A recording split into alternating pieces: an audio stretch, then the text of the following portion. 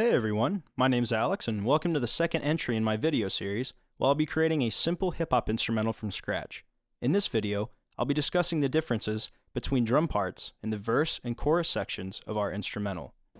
It is typical of most hip-hop music, and the majority of popular music in general, to have a variation in rhythm, texture, density, and so forth. For the example we've been working on in the past few videos, I'm going to go ahead and make a copy of the drum loop we've already constructed and then mess with the rhythms of each drum part until I have a second drum loop that can be used in the chorus portion of our instrumental.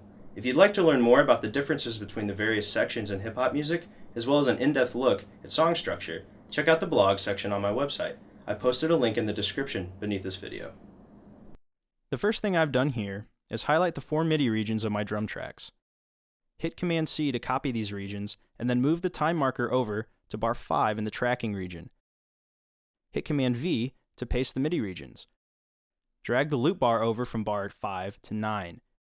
Now we have a duplicate set of our drum tracks to edit for the chorus portion of our song and our new section on loop for playback. We're going to begin with the hi-hats, just as we did with the verse.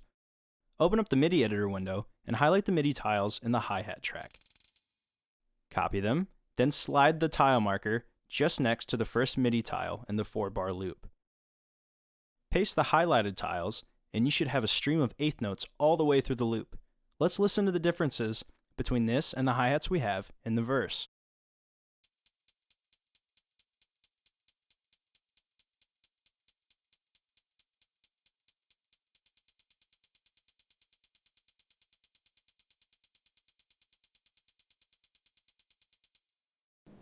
Did you notice how by simply doubling the hi-hat track with steady 16th notes instead of eighth notes, the feel of the track changed drastically? This is more of an exaggeration of how the differences between sections in the instrumental should vary rhythmically and texturally to create a nice balance throughout the beat. Remember, variation will keep your listeners intrigued. The clap for our chorus will be the only track that I won't be changing. While you could totally change up the position or amount of claps in the chorus section, for this example, I'm going to keep the clap on beats 3 of each bar in the 4-bar loop. Take a look at what I've done to the kick drum track for the chorus. By simply moving the placement of the notes, I've mixed up the feel of the track just enough to make a noticeable difference. Oftentimes, the kick is a powerful tool for making a rhythmic statement. Its position in relation to the rest of the drum tracks will directly affect the feel of the entire instrumental. Go ahead and try copying down what I've written here. Let's take a listen to what it sounds like with our hi-hats and clap.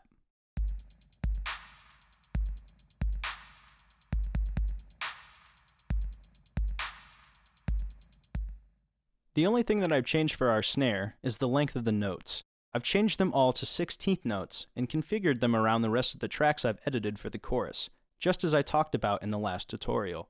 Go ahead and copy this back into your own session, and once you're ready, let's listen back to what this sounds like in relation to our verse section of drums.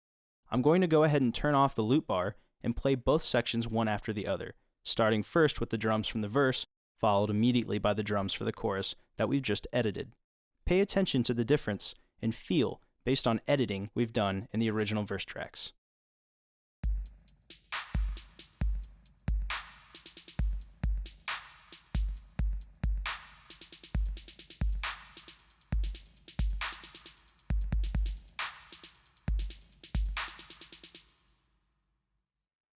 Now we've successfully created 2 variations of drum loops that can be assembled to create the bare bones of a hip-hop instrumental. That concludes this video segment.